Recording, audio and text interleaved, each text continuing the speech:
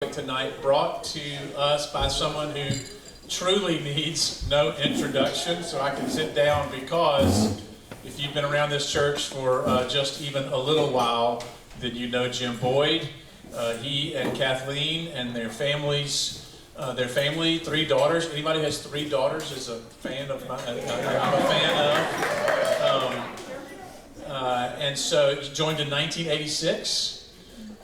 Just as that building was being built, the sanctuary. We marched to from the chapel, the old sanctuary to that. So that means they were here for a very important transitional time in the life of the church, and Jim has been involved in lots of different good transitions for this church. He's been an elder and a leader, but more important than that, I think he's been a friend to me and to a lot of people in here. So I am very grateful to introduce Jim Boyd, our speaker tonight. Thanks. Thank you.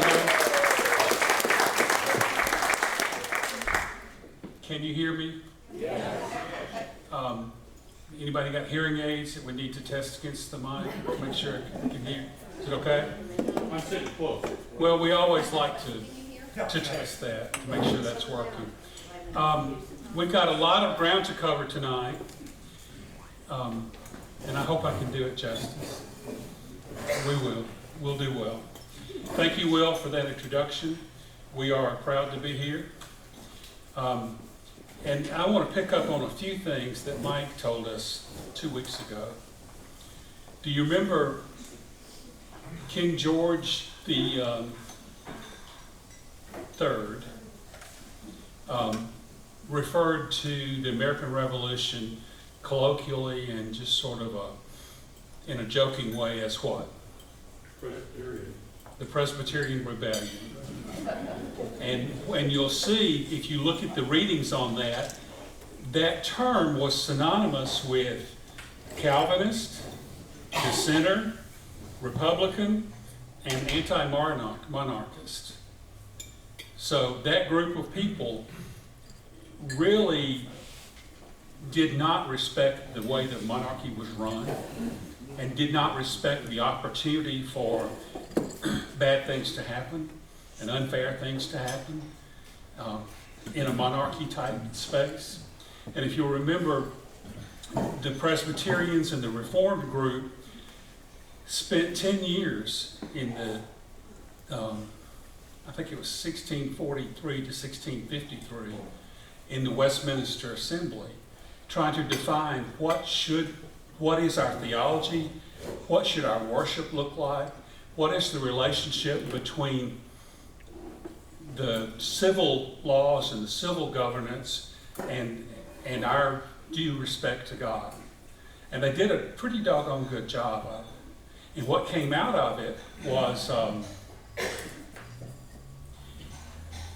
that the governance that comes out of it is a governance of equals, of elected leaders, and a balanced with representative courts. And that we see in the church today, in the General Assembly, we have an equal number of ministers of the Word and Sacrament, teaching elders, and ruling elders. But that was on their mind, and that was what they were used to.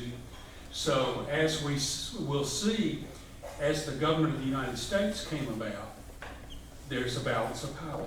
There's a balance of power among the executive, the legislative, and the judicial branch, and also a balance of power between elected leaders based on the number of states and elected leaders based on the number of people in those places. And that's a pretty proud legacy that we should think about. Now, it's being tested in these days, as you'll read about on the news, but we'll see that happen. So I want to set forth some time frames. Who knows what year Germantown Presbyterian Church came to be? 1838. So keep that in mind as we look at some more dates. The first date I will put in front of you is, there is, all these people have come and said that Jamestown was in 1607, Plymouth was 1620, and we're rocking along as an English colony under the rule of King George III at the time. And 1775 is the date of the midnight ride of Paul Revere. Who can quote the Longfellow? Listen, my children, and you shall hear the midnight ride of Paul Revere. 'Twas the 18th of April in 75. Hardly a man is now alive that remembers that day and year. And I use little things like that to help me remember dates and times and time frames. And I've got another little thing that we can do in another setting to help with even the Bible. If you will identify 5 distinct Old Testament activities, and you may not be able to put dates on things, but you can pretty much put whoever belongs in which one of those 5 categories. And it really helps your understanding of what was happening and how it evolved. In 1776, the Declaration of Independence came about. There were 56 signers to the Declaration of Independence. And to a man, they were affiliated with strong church backgrounds. There were 32 Episcopalians, 13 Congregationalists, 2 Quakers, 1 Roman Catholic, and 12 Presbyterians, or 12 Reformed Church people. And what you'll see, if you take a look at the history, and this is well documented on the PCUSA website in the Historical Foundation, you'll see all those things I was talking about the government and how it prevailed. We had a larger than 1256 influence on those activities. And then the American Revolution, or the Presbyterian Rebellion, actually occurred 1775 to 1783. In 1783, the Treaty of Paris was the treaty that allowed us to be independent from the rule of England. And I'll just throw some other dates out there so we know where we are. Remember, this is in reference to 1838 when we got our star. 1796, Tennessee became the 16th state. It had previously been part of the territory of North Carolina. And then, so what's happening is cities are growing, more and more people are coming in. There's an opportunity to homestead and build your own home and live the American dream. So as we move west, we get just across the Appalachian Mountain chain, and the Baptist and the Methodist are just roaring and growing and having these 10-day long revivals. But the Presbyterians can't find preachers because the rule from the Presbyterian Church, as it was organized in Scotland, in Edinburgh, was they had to be properly educated. And even today, we hold by stronger rules for education than other denominations. Each of the ministers of the Word and Sacrament in the PCUSA has to have studied Greek and Hebrew, so that they have the ability, although it doesn't have to be profound and doesn't have to be perfected, but they need to have enough depth of understanding to be able to prepare a sermon by going back to the original transcripts in some cases, and going through a process called exegesis. Well, in the Cumberland Mountains of Kentucky, in Cumberland County, Kentucky, there were 2 schools of thought, and Mike talked about this 2 weeks ago too. Remember, he talked about the new thought and the old thoughts. The old thoughts are those that needed for everything to be exactly as it was in Scotland and Ireland and not to be changed. Then there was a whole dynamic group coming up saying, yes, but this is a new world. We need to embrace change and do some things differently. Well, they stepped one step too far, and the General Assembly expelled all the ministers in Cumberland County, Kentucky, from the denomination. And they broke away and formed the Cumberland Presbyterian Church. And at that time, the only real difference was they relaxed the educational requirements so that they could continue to grow and provide leadership in the churches that were coming up. And I say that because that right now, the Cumberland Presbyterian Church is based in Tennessee. His home is in Tennessee. And the primary seminary for the Cumberland Church is Memphis Presbyterian Seminary.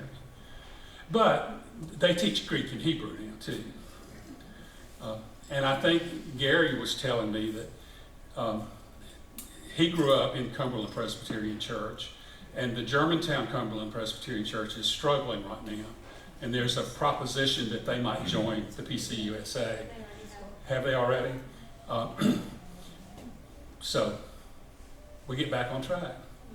I'm going to give you another example of rejoining after a few years as we get to it. Anyway, we had a profound impact and were deeply involved in the Declaration of Independence and in the American Revolution. John Witherspoon is one of the notable signers of the Declaration of Independence. He was an ordained, the equivalent of Presbyterian pastor at the time. He came over from Scotland, and he was a direct descendant of John Knox. John Knox was a reformer in the 1700s, and so he's carrying the tradition forward. Not only did he bring that tradition forward, he, at the time of the American Revolution, was the president of the College of New Jersey, which evolved to become Princeton University.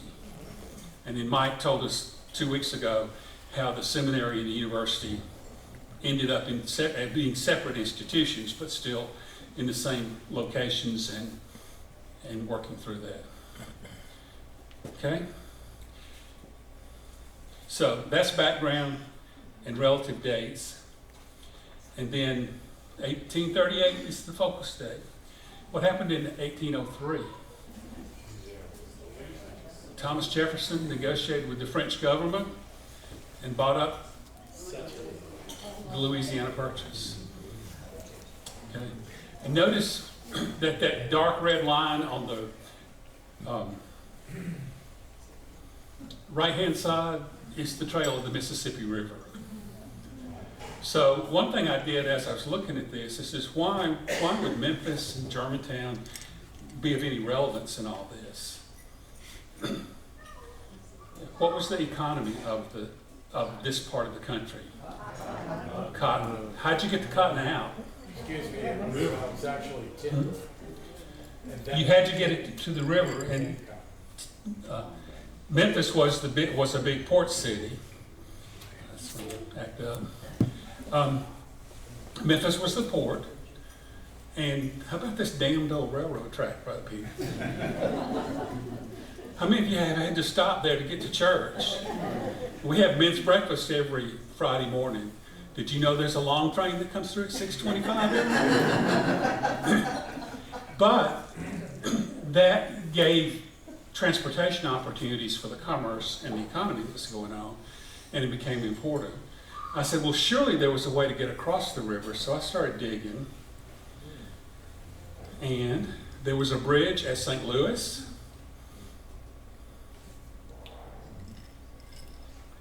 And the Memphis Bridge came into being in 1891.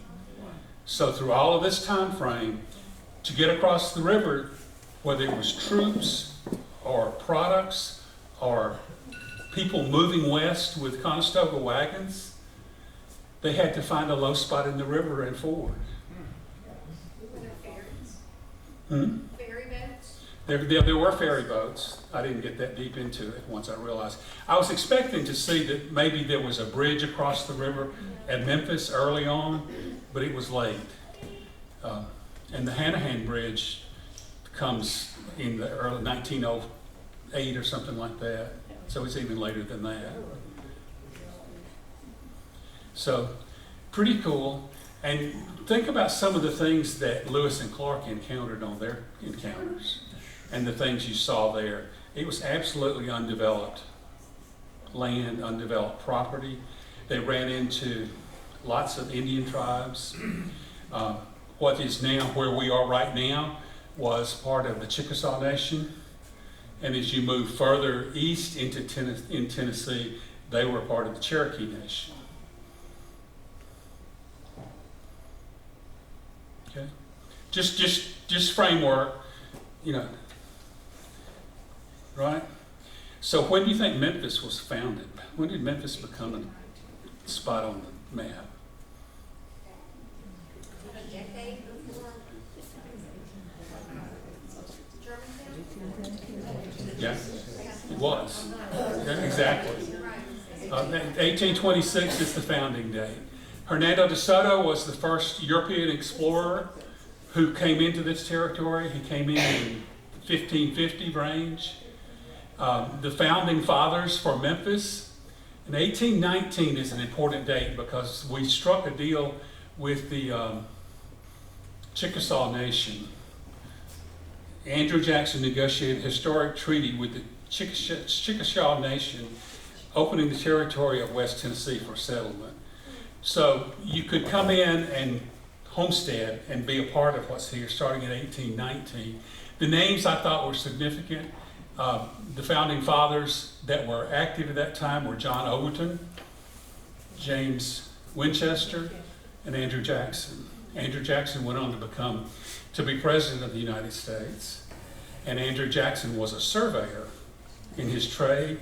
And he's the one that laid out the city of Memphis with East Parkway, North Parkway, and South Parkway as the boundaries, and the river on the western side. Memphis is named after the ancient capital of Egypt on the Nile River. During the Civil War, it was a Confederate stronghold at the time of secession, but was quickly ceded to the Union troops in the Battle of Memphis in 1862. Battle of Memphis was iron boats and happened right there on the river when we drive by. That's the stage for that battle.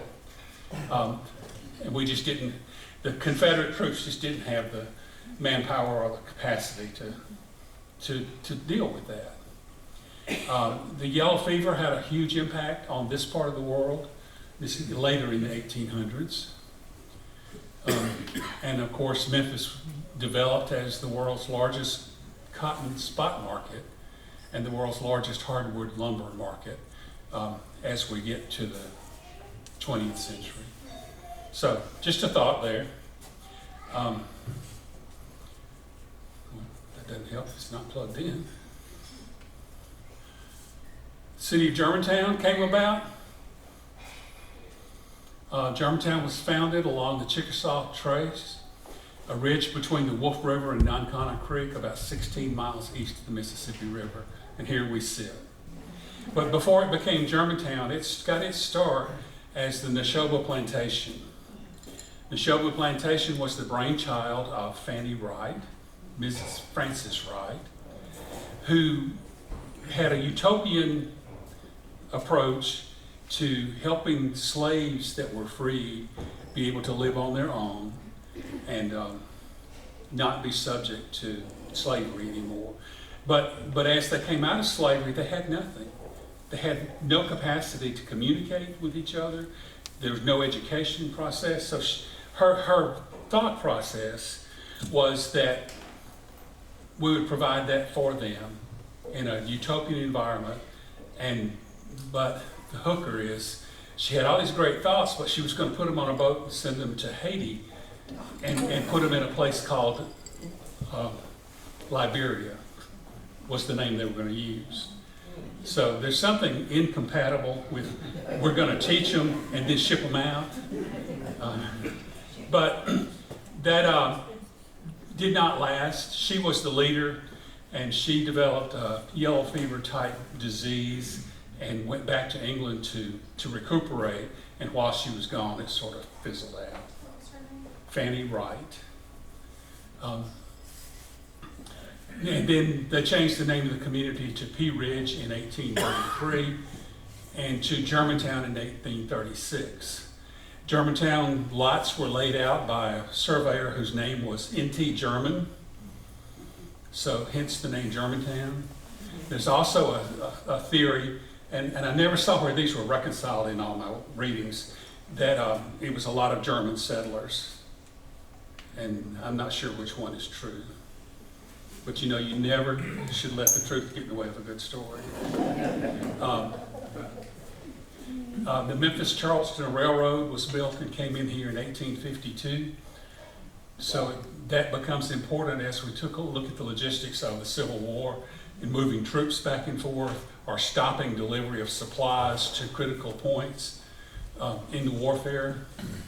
Fort Germantown was the center of activity, and it was the highest point, and it's currently it's where honey tree and poplar and poplar pike come together right now. So 1852, and the chapel was built in 1851. so it's all going on at the same time. Can I skip up? Yes, ma'am. Yes, sir. What about World War II? Did they change the name of Germantown in World War II? Are we gonna get to that? No, Well, they didn't change that.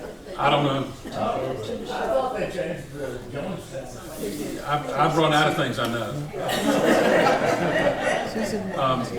That's a good thought, though. We can look it up. Yeah, so they ripped out all the Japanese gardens.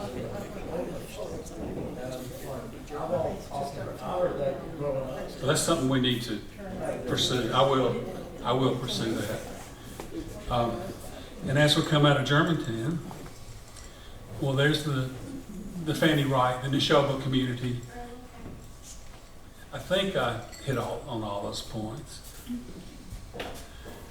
I think of that because Ernest and Lala Meller lived in a community called Neshoba Plantation, right up here between Germantown and Poplar Pike, not between Poplar and Poplar Pike, at Riverdale. So, on the morning of March 28, 1838, a band of faithful Presbyterians founded Germantown Presbyterian Church. And I see founding members there: John Stott, Rhonda Stout, James Rafter, Margaret Rafter, Thomas Pittman, Jane Pittman, Sarah Walker. And those names didn't mean anything to me. Has anybody heard or have any connection with any of that? And one thing that is relevant is that having no permanent meeting place, this little congregation grew slowly, meeting in homes of members and at their gracious invitation, the newly constructed Baptist church. And this becomes relevant because when our church chapel was not burned, the Baptist church was. So we were able to offer that back to the Baptist church and to the Methodist church at the time, so they could continue to have church meetings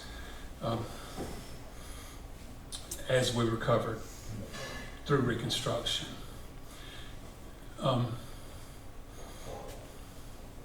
There were several other ministers during the formative years.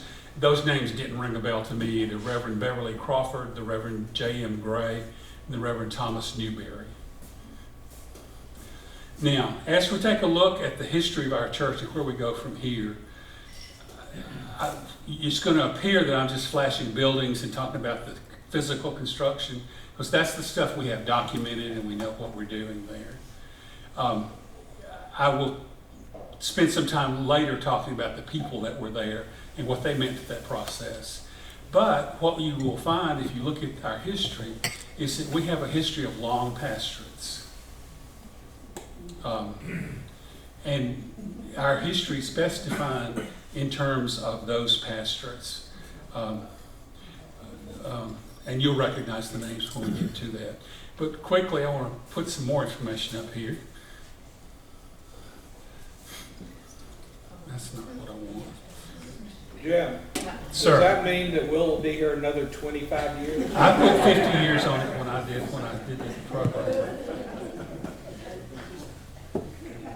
It's not just wear out. I skipped a slide. I didn't mean to. As these these small churches, the Presbyterian churches came in as small groups of people in small churches, but they were everywhere. And I just thought this was interesting information to see some of our sister churches as they popped up. First Presbyterian Franklin is 1811. Jackson 23. Beth Willingham's church was 1829. Andy's church was 1829. Germantown shows up in 1838. Collierville at the same time. And I thought that was unusual that they'd be that close together at that point in time. Then I put some others up here just as reference. First Presbyterian Church Memphis was 1828. Second Presbyterian Church Memphis was 1844, just in response to growth and the need for more room to do what they did. And they started in downtown Memphis, and then in 1892 moved to the site of the current Claiborne Temple. Do you know where that is? Mm-hmm. It's 1 block south of the FedEx Forum. In fact, if you park downtown and don't park in the parking garage, this one of those lots could go right by. And it still has a marker on it that says Second Presbyterian Church. And then they moved to their site on Poplar Avenue in 19. There's Whitehaven, Evergreen. West Memphis is in 1936, so we're into the 20th century. Parkway Gardens was 1952. And I put Faith on here just as an example. Faith is in 1987 when 10 members from this church left to be the founding members of Faith Presbyterian Church. And Bill and Diana Watkins were among those 10 who left. That's just part of the history. It doesn't help the flow of our conversation, but it's interesting information. So, in 1838, the founding pastor was the Reverend A.G. McNutt, and we've been through everything else that was there. And they were in their homes. There was no building. And the next pastor that I want to talk about served a 53-year pastorate from 1850 to 1903. It's not crazy. Will's going to beat that. And consistent with our education talk, he was a graduate of Princeton Theological Seminary. But small churches don't have the funds to pay a full-time pastor. So in this time frame, being a pastor of the church was literally tent making, right? And tent making comes from the time of Paul and Lydia, where they were pastors on the weekend. Pastors, during the time they needed to be pastors, they had other full-time professions. In 1851, the first church building was built. It continues to be the oldest public structure in Germantown. It was a plain clapboard structure of colonial design, which together with its hand-hewn pews, pulpit, and table, bestowed the simple, rugged faith and perseverance of the early Presbyterian pioneers. And where would you say that building is? Still, we tried to honor the tradition of the clapboard. And as you sit in that building, there are things there that remind you of this history if you're aware of them. Can you name some of them? Pews. The pews are the original hand-hewn pews. The heart pine flooring, Kathleen? I just said the square nails. The square nails. Did you see where the Potbelly stove was? You do. Well, the bell tower wasn't there initially. It was put in 1867, I think. What about the burn spots on the floor? That's what he Okay. said. There was a potbelly stove in the middle of the room. And remember, it was used as a school most of the week. And this is where Dr. Evans taught school. And if you go over there right now, you will see remnants of those marks. They're pretty faint. And that was one of the things that just blew us away during the master plan activities. A group of us said, well, let's do something with the chapel. And they said, well, that's not in the master plan. We said, So we went over there and tore out that ugly beige carpet, that nasty beige carpet that was there, and found the hard-to-find floors with this mark of the history on them. And the one thing we didn't put back in was the cushions on the seat. When we joined in 1986, They had cushions on the seats, except for the last 3 rows. And if you were late, you had to sit back there on the seat. And the session, the sermon was a little bit longer for those people than it was for the people in the and that, I think that's neat. I think those last pews were newer too. Say again? But weren't those last few pews newer pews that were put in later? I thought they were. I don't know what you said. The last pews were newer pews. They were. Yeah. Well, I'll get to it. When we move the building, we'll talk some more about what's in there. Now, the best story, and probably if you don't leave without another thought in your mind, you need to have this message in your head when you go home.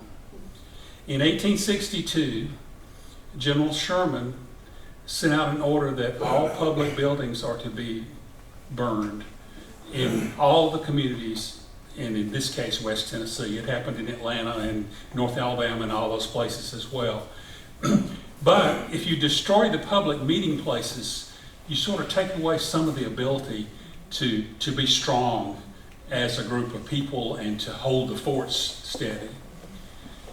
So, Yankee Colonel comes up on a horse, ready, gives the order to torch the building, and Dr. Evans, Richard Riley Evans, and Elder Moses Neely say, "Can we talk about this?" And it turns out that colonel and Dr. Evans and Moses Neely were members of the Masonic Lodge. And that was a very, very strong bond at the time. And he said, "Isn't there something we can do?"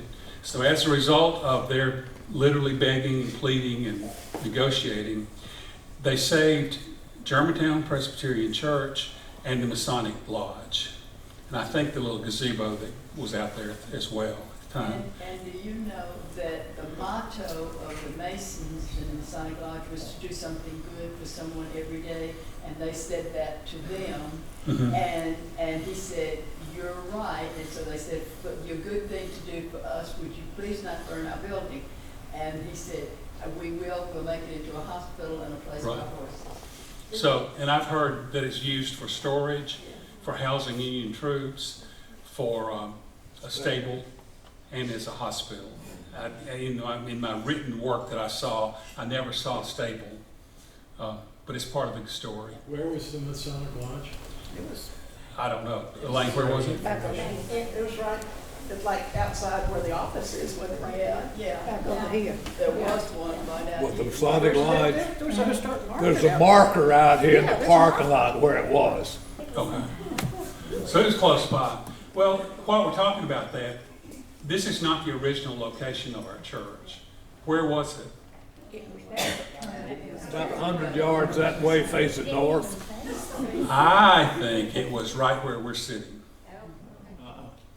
Because the material I read and what Will sent me today says it was moved 100 feet and reoriented to face east at the time. And there's a picture out here, and there's several pictures out here that you need to pay attention to now that you know a little bit more about it. But if you look at there's a picture there that shows a pig farm on this corner. And what we did was move the church to where the pig farm was, to the road at that point in time. What year was that? Where's the cat? We're getting there. We're coming. We're getting there. Jim always thought it was between here and the Methodist Church facing north. I always thought it was just beyond that house. But this was in a pretty reliable source that I found this time, and it matched and I'll tell you in a minute why Will's story is important. Okay, here are pictures of the church as it sat. The top two could be the same picture, but just to show you what's there. And as you see, it's just that rectangular building. The part of the chapel now where the pulpit is and the transects on the side was not there. That was added in 1951. Okay, and I thought this was a cute little rendering with some artistic license. But this just reminds me that horse and carriage was the preferred way to get around in that time frame. And those pictures, the top two are out there in the McClellan Heritage Hall. And the color picture is in, just as you go in this door of the chapel right now. There's no cross. Hmm? There's no cross. Well, there's a reason for that. John Calvin would tell you there should not be a cross there. That it's detracting from the purpose for being there. I just wonder when it was added. That it was pushes you toward idolatry. I don't know that I agree totally with that, but that's what we would have seen. The bell tower was added in 1867, which tells me that the church was thriving right after the war. Of course, it was the only public building there. Okay. All right, so we go from 1903, was it? Yes, 1903. We had a large number of pulpit supply type pastors. And some of their pictures are on the wall. Where you go in the lobby of the narthex, you'll see their pictures up there, but all of them are short term. But the next long term is a 25-year pastorate by Dr. James Archibald Warren. And he normally is looking down on us from the top of the fireplace behind the screen right here. And that's a picture I took of that image right there. GPC moved from being a home mission church to a congregation that was self-supporting in this time frame. And in 1951, we had our first major expansion. The church building relocated about 100 feet and was placed atop a basement area to meet growing needs of the congregation and the community. This gave us a fellowship hall space. It provided for offices and meeting area in the new space there. Is anybody here then? We're getting close to where people were here. I wasn't born yet. What is a home mission church? It's those churches that have their genesis in people's homes. They start out very small and don't have a full-time pastor. I think that's the significance of that. And when Warren came in, along the way, they were able to convert to having him who's focused on being a pastor full-time. Steve? Isn't that the way May's father-in-law? I'm coming to that. Okay. Was there a Presbyterian at this time? Yes. Okay. So do you have any information as to when a Presbyterian was established? Yeah. Our church was constituted as a church by the Presbytery of the Western District of Tennessee, the Synod of Memphis, PCUSA. And at the time, it was all PCUSA. And in 1862, there was a split. It wasn't 1862. There was a split into the northern and southern churches, where PCUS became the northern church, and it's PCUSA, which kept the name as the northern church, and the southern church became the PCUS. Right? And that was and the reason I hesitate on the date is because there was a lot of discussion and questioning of our religious space about whether slavery is appropriate or not, if we should be thriving in our economic space because of slavery. And that split happened before 1862. I don't know the exact date. There was a lot of discussion about it. It may have been in 1862 when it actually happened. I don't know that. 1852. Covington in 1851. In 1867, Park Avenue Presbyterian Church was founded and became Idlewild in 1892. So we go from 1862 to 1962. When do you think the churches reunited? 1983. Who was there for that? Well, not in this one, but I was in the Presbyterian. We were. Who knows the song that we dedicated to that process? No. It's a hymn. So no, we are Christians, fire love. No. I forgot to look it up. I can look in a hymnal and tell you. It's Must be the title of it. no, it's not. It's in the one. It's in the one today. It's still there. That was a big deal. It's where the brief statement of faith came from, that time of reunion. It's the same time. It was that same time reunion. As we talk about the Warren years, we until very recently had Dr. Warren's daughters in the church. You know who they were? Flora Warren and Martha Nell Mays And his son-in-law. Well, and Boyd Mays. Yeah. Did you know? who was the other one this week? She married, she became. It was Gracie, Gracie, yeah. and Nell was his wife. And she married the Methodist, she became a Methodist. So that's pretty cool, I think. Another pretty significant thing is as we grew and moved the church, we hired an architect. And that architect has 3 granddaughters who are members of this church. Does anybody know who they might be? Bob knows. Bob's the one who included me in on this. Great-granddaughters. Great-granddaughters. That's true. Say again? Will's dad. Who's Will's dad? The architect, wasn't He was. Will's father was Walt Jones. Grandfather. Grandfather was Walt Jones. And he was the architect that planned the underneath space and then supervised the move of the building from, I think, from where we're sitting to about 100 feet that way. Our Will Jones. I think that is pretty cool. So Warren was here from 1931 to 1958. Now, I've given him credit for being a 25-year pastor. He was not actually pastor that long. There was a window of time where it was time for him to retire, and he just needed to take a breath. So he and his wife did retire, but then they came back toward the end of his ministry for an additional 3 years that ended in 1958. Pretty neat, and of course Warren Hall is named after him. The next one I have on the list is, Good long sabbatical. say again? Good long sabbatical. Well, he was working, but he just had moved on. I put Ernest Miller on here next. He was here from 1963 to 1973. It was in 1957 that Lala and Ernest married in 1955, and Lala had 2 children, Ann and Lala.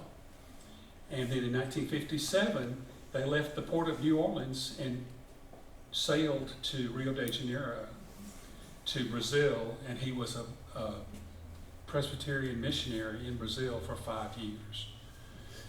When they came back, they went to Richmond, Virginia, and then he heard of an opening in Germantown, Tennessee, and they made the trip here, and he became pastor here in 1963 and was here until 1973. During that time frame, we had another growth spurt. All we had was this building right here then. So we added an educational building and a fellowship hall in 1969.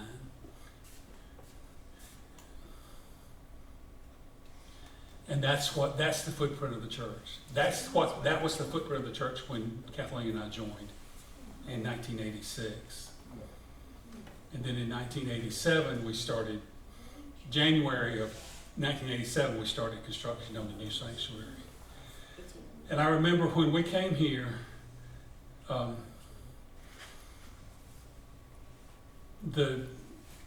there was something going on, and as prospective members, you didn't get to hear everything. So there was an out-and-out battle about whether or not we should add space. Because the train of thought was, you know, we're 500 people, we're prominent in Germantown, we're big enough. And the vote was like, Mike, you may have been here. I think you and John Ferguson negotiated, didn't you? 35% voted against. How many voted against? So What was the vote again? Mike said it was 35%. I had heard 49 in the law, what I'd heard, but that's more believable. But I would tell you that it was that 35% that came to church every Sunday. But that was a big deal, and it was just a tremendous boom for the church at that point in time. A big deal. We sat in that church, the little church, chapel. It was hot. I don't know what that, you know, people talking about we needed, and we were, of course, Bob and I were all for it, the new church. We were so hot, and these people didn't want to build another church. And we were so hot. We must have been there till 4 o'clock in the afternoon. You remember that? Huh? And these people, lots of them, they just didn't want to spend the money, is what it was. And I thought, you know, I was so mad. I mean, Well, and I would, Dixie, I would say it's not that they didn't want to spend the money, it's they didn't want to go into debt to do it.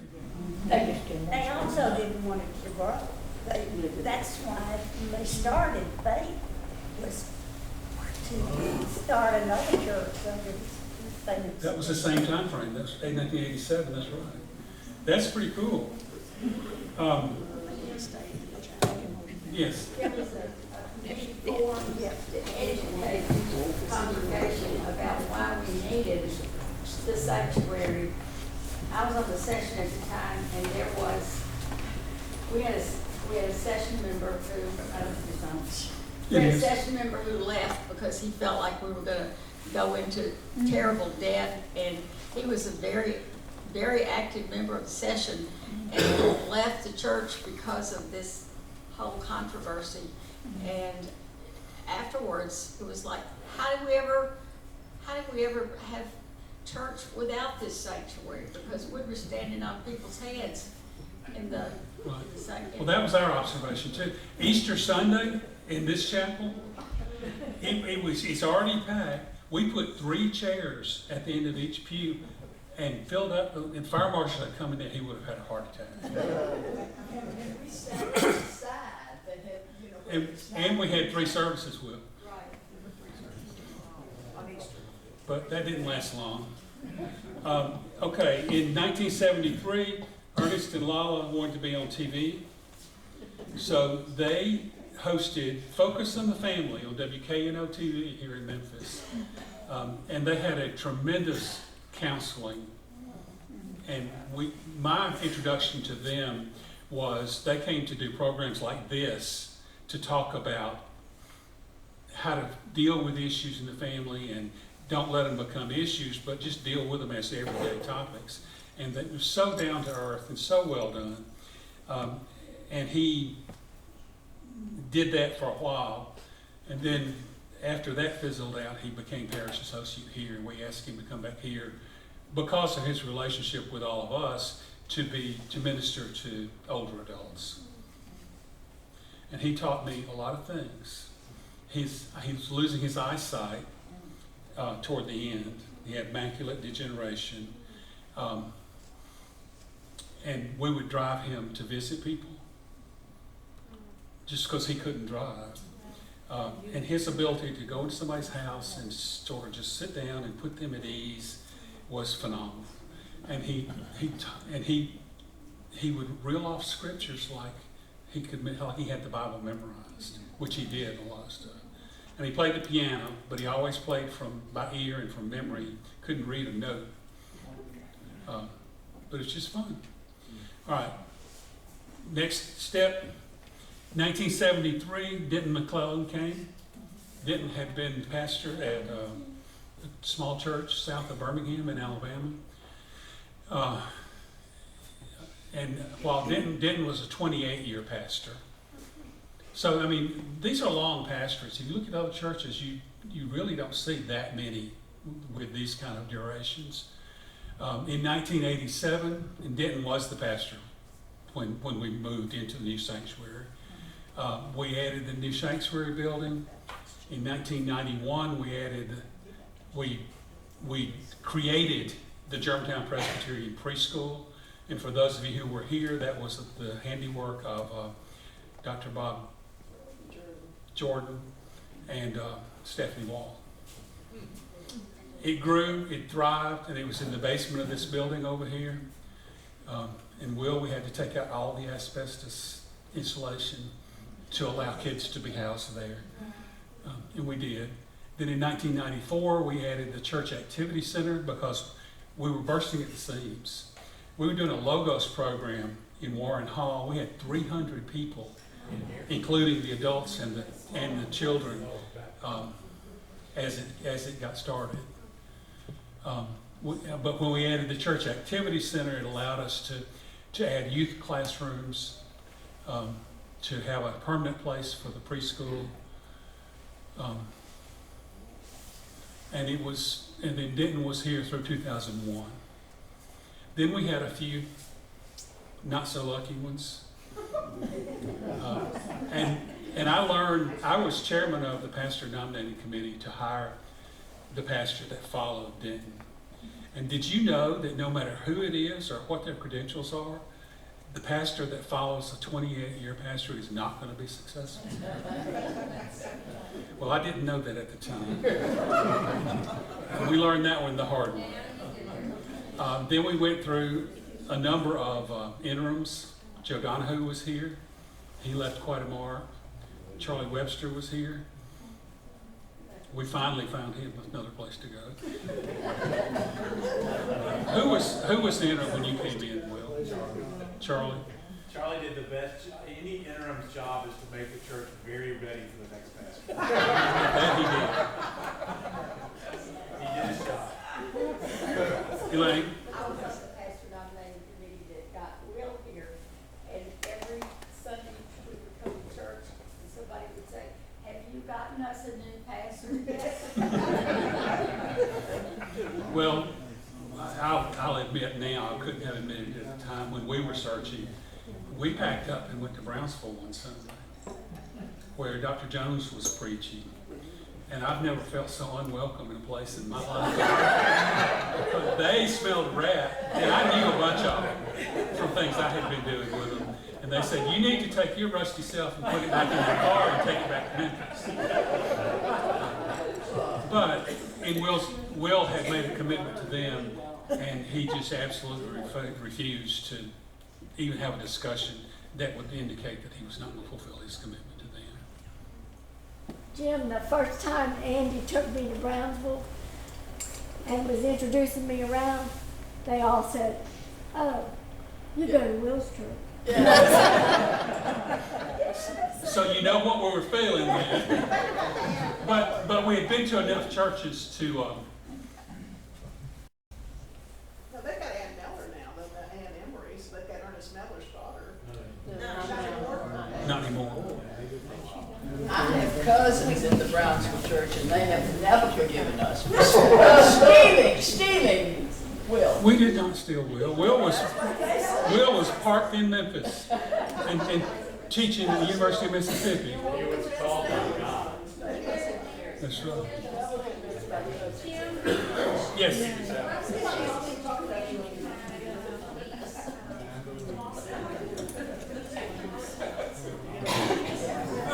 Yeah, Louise, we were looking for an associate pastor. Well, he was in Denton was still here and I don't know the dates for Louise. The dates are on their pictures out here, if you go I think look. Louise was probably like 84 to 92. Maybe. But I was on the pastor nominating committee that called Louise, and we had Wayne Myers come in as an intern for the summer. 92 is about right. And Louise became available, And Louise lived under this theory, and I may be talking out of school now, but I do that, that once the senior pastor, the tradition in the Southern Church was that when the senior pastor leaves, all of the associates should render their resignations. They don't have to accept it, but because they wanted to be able to have a fresh start and new energetic activity for the leadership, new leadership. And that prevailed in the South. And that was, and Louise left because of Jim Lowry. Henry Stott, was it? Jim Lowry came to Idlewild and Louise tendered her resignation. Right. And we had quite a conversation with her as the committee. And one of her big questions was, what do people in Germantown need? They're all churched up. And I had to explain to her that all those Mercedes were not paid for. And that as their kids went to school, they were faced with the same issues that all the other kids she was exposed to were. And they needed somebody to guide them and to be available for them. But that was interesting times. And in 2011, yes, Mark? If you think it's appropriate, before we leave the 60s and 70s, I'd be really interested to know what it was like being a member here during the civil rights era and the Vietnam War, whether those were two divisive issues or not. I would suggest to you that Peggy Whitaker and Ivy Trevere and Mike Nelson might answer that better than I can. I don't know. I was not here. Now, Will, you want to comment while they get their thoughts together? Or let them. I do know when I interviewed Bobby Lanier and Boyd Mays right before they died. Still have the film or the digital interviews, so that Bobby told me that when Rhodes students and the University of Memphis students were going around to different churches to see if they would be let in, there were other churches that did not let them in. When they came here, Bobby did what he did with everybody who came in. He sat the guests down in the body of the church, as he did anybody who was a visitor. And then the next week, someone came back and he even got that African-American gentleman to take up the offering. Because he would get anybody to tap you on the shoulder and say, "You're doing the offering today." And he got someone to take up the offering. And then the word got around that Germantown welcomed African Americans in their worship. He did say his phone rang a considerable amount the next week after he got the offering collector. He wasn't afraid of that phone. Yeah, that's right. The other piece to add is maybe a little cloudier. Boyd Mays said that when Reverend Warren retired, the minister from New Bethel came down to the ceremony to thank Reverend Warren for all he had done for the members of New Bethel, for all the African American community there. But he was made to wait downstairs below before he was allowed to come up and speak to the rest of the church. What year was that? That was when Dr. Warren retired. Mike, were you here early on? That early on? That would have been late. No, That early. So you got, but that we've got both of those firsthand narratives. we should find a place to offer. There are YouTube. Peggy, you came in 1964. What was the temperament? What was what? The temperament. Were you welcoming soldiers back from Vietnam? No, John Edmondson, was, Mark. church where there wasn't anybody. Mark. over there. The microphone. Or who's got it? Mark's got it. Yeah, I don't do that, and I'm old. No, we didn't. I want to hear what you're saying. That's all I had to say. We didn't have, I can tell you the people that was, You've got to hold it. Talk to us. Not Peggy Lee, just sing it. We want to hear you. Please. it was only, when we came here, it was only, let me see, we were, of course, in the little bitty church over there, and it was Martha Nell played the piano, you know, and Boyd and Flora Warren. And it wasn't, like I said, that many people, and then even Don Baker would come every now and then. And then, of course, the Edmondsons had been here forever, John Edmondson's family. I forget the name, because they owned all the dogwood. But anyway, they were, but then this church started growing after that, but it was different. And John Edmondson did tell me, he said, "Now, are y'all gonna join this church?" And he said, I said, "Well, I think so." I said, "We're Presbyterians." And he said, we came from, I'm a Presbyterian church, but anyway, he said that said, "You know, we can only take 200 members." And Pat said, when we sat down, my beloved late husband said, "I don't know if I want to go to a church that's only take 200 members." But anyway, he was told us that. That's good. And that's good.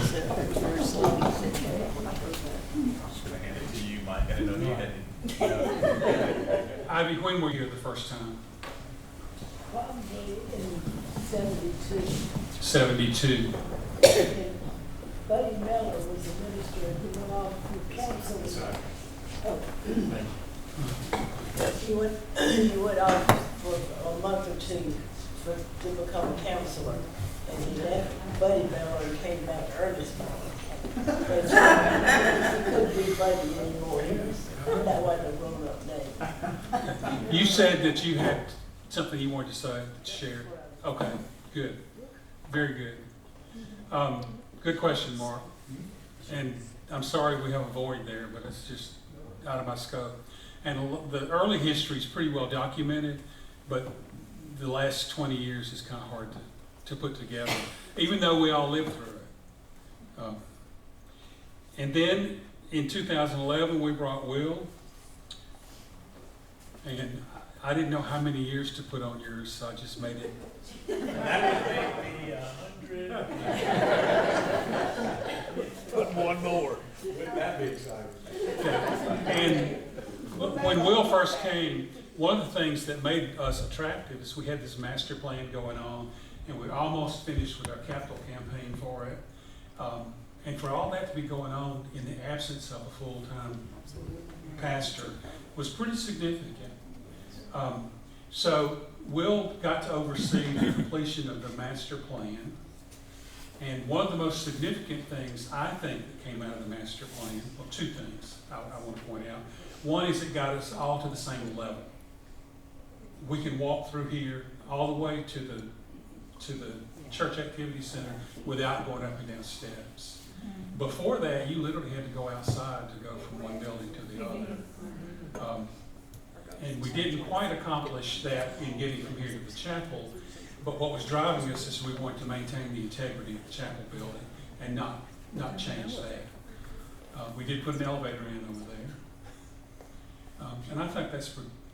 But during Will's time that's been here, the thing I would offer, my observation, is that we've moved from a congregation that was inwardly focused, building buildings, having capital campaigns to pay for things that we were housing here, to mission programs outside, to an outreach status.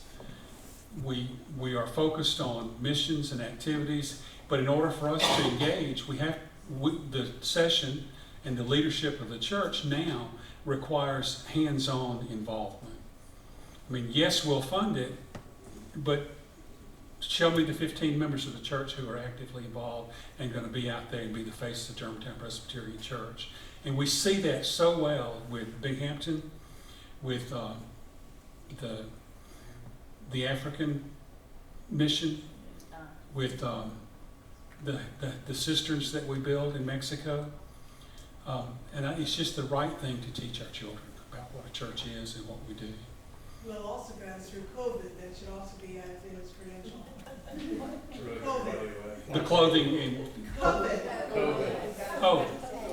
We have a yellow fever, but we had COVID. Right. Right. It was quite a challenge, but we maintained it. And we learned how to use the technology to do it.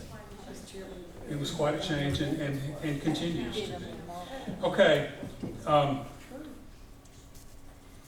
has something. Sure.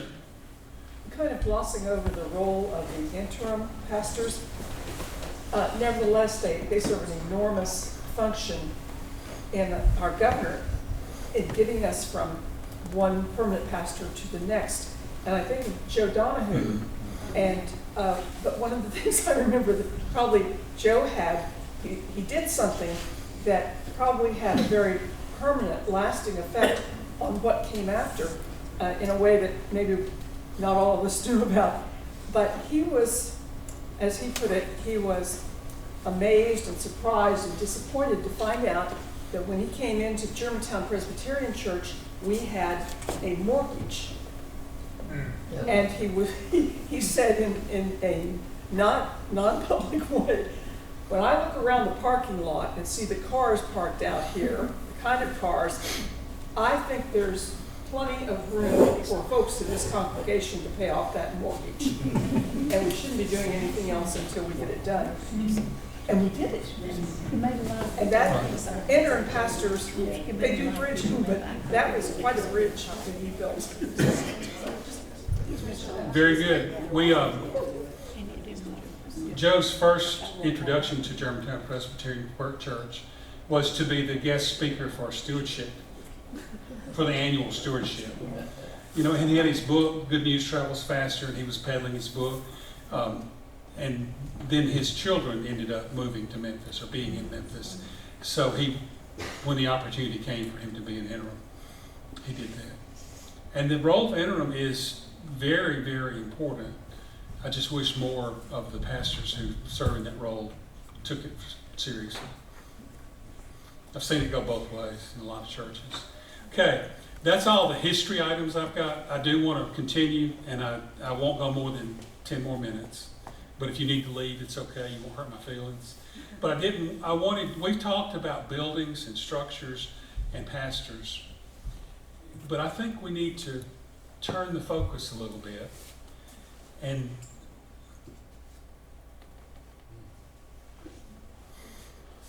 who can do? Here's the church. Here's the steeple. Open the doors, and there are all the people. That's where our focus needs to be. Look at the people who left this legacy in our hands and the ways they have impacted our lives. And we've named a bunch of people tonight, that, whether we admit it to ourselves or not, had a profound influence on our faith development. And I've got a list of names that I want to share with you, but I'll ask you to contribute names as well. And these are in no order. Pat Whitaker is on my list of some of the things he did. He was a huge supporter of the music program. Bill Watkins was the same. And Bill didn't sit up in the choir, but he had a lot to do with what was going on up there. And it's what actually probably those two were instrumental in teaching Gerald to ignore the budget and just do what he wanted to. Tom Cates comes to mind. Tom taught me not to fear death, but to plan your life and to know where to go. Mary Rogers is on my list, and she's still with us, but she's a legacy at this point in this church. And as I was learning, and I was baptized as an adult in this chapel in 1986, and learned what I have learned through the activities in this church and the things that we teach people in this church. Mm-hmm. And about 3 or 4 years into my membership in the church, she brought me a gift. It was John Calvin's Institutes of Religion. Just as a point for me to have as a reference point anytime I wanted to look something up. Others, who can you think of? Stephanie Wall. Stephanie Wall. She's still a member though. We're not kicking her out. Who? Verna Christensen. Verna Christensen and Carolyn Hayward. When we joined, Michelle was in the nursery, which they had at the, when we joined, they were building, or doing all the Warren Hall and all that. So we had to meet in the schools, and they had the nursery at the village nursery. So Michelle, Verna, and Carolyn, and Jenny Taylor, right, Really? and they did the nursery at that time. They maintained the grounds and did a lot of the work themselves. They painted a lot. They made me paint a lot. And I never will forget, I never seen two ladies smoke that much.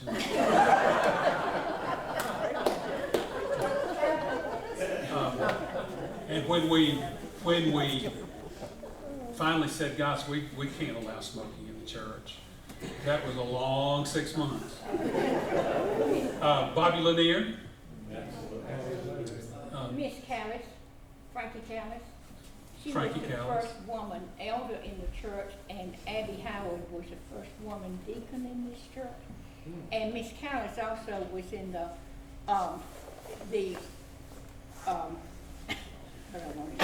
DAR with me, and the same. And we would go to DAR meetings, and I would say I could drive. She said, "No, I'm going to drive." So we drove all the way out to Davies Plantation with her and another lady who lived in one of these older houses here. I can't remember.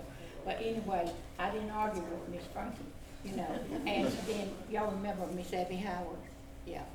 Well, no one's old enough to remember. Y'all remember? Oh, well, we knew Abby. Miss Abby. Well, in fact, Miss Howard wrote most of the material I used as the starting point for.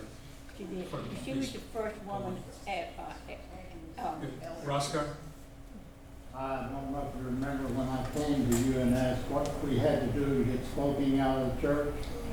And you said you had to go before the session. You were on the session. And I called every church in Germantown, every denomination. None of them allowed smoking except in Germantown Presbyterian Church.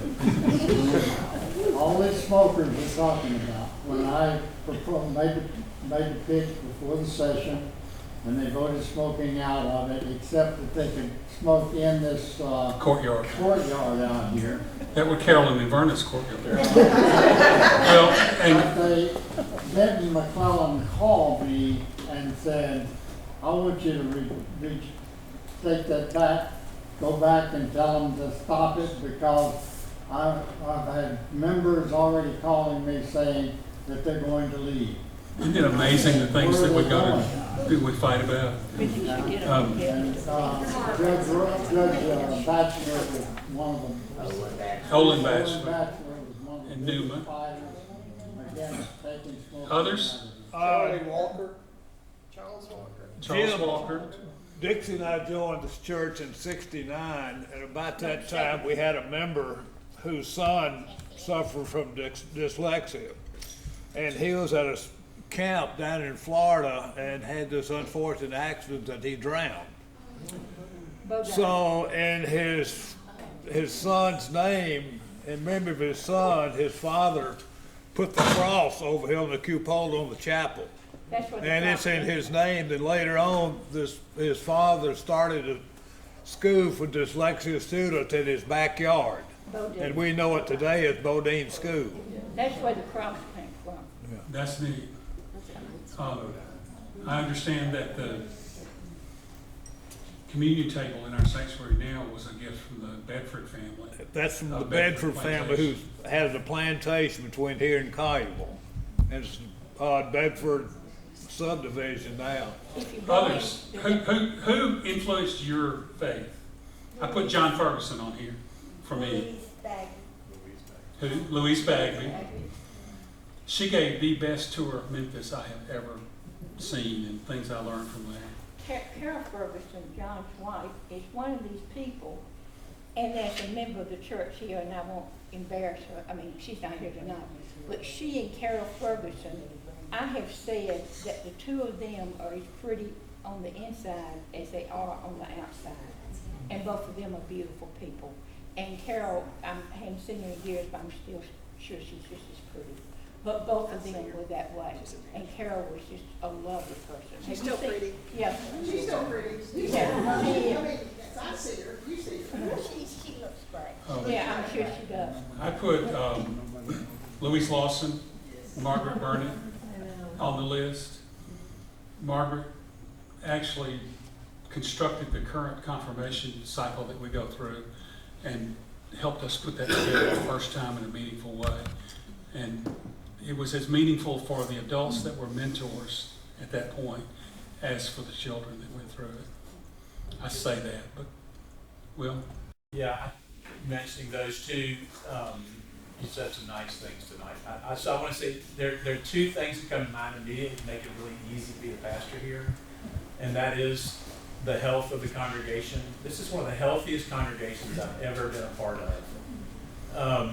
There are some churches that just love to fight, and they love to just get down and get all upset about whatever the hot button issues are. They love to fight, and they turn their backs on one another, and that just doesn't happen here. I mean, people genuinely love each other and support each other. So that's one reason it makes it very easy to be a pastor. The other one is, you mentioned Margaret and Louise, and I would say Susie and Mike and Jay and others before, that it's really easy to be a senior pastor when you have associate pastors like them, because they make you look a lot smarter than you really are.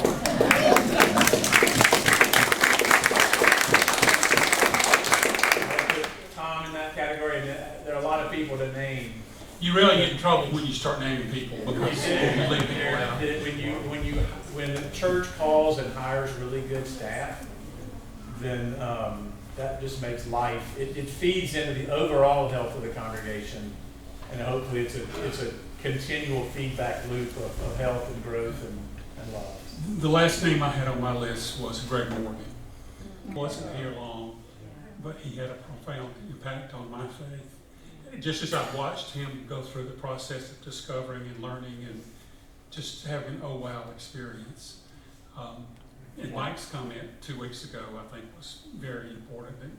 That Greg's quote to him was that the more you learn about your faith, the easier it is to live it. John McDaniel was that way too. They're still with us, but I think they've contributed a lot. It's George and Carol Barnes. Yes. George and Carol Barnes, what she said. Tom? Gerald Beach. Yes. Yes. It's just neat. It's neat to have known these people and to have such vivid, good memories to go along with them. How about Marvelous?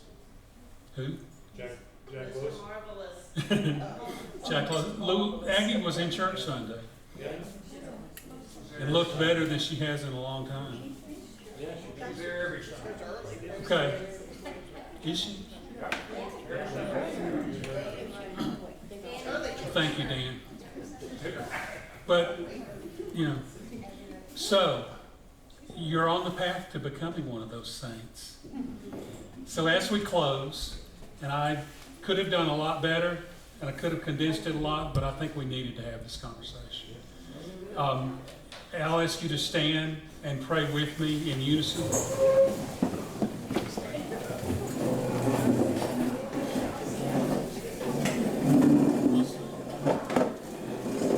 Holy and amazing God, we gather this day in the spirit of the cloud of witnesses who left the legacy of Germantown Presbyterian Church in our hands.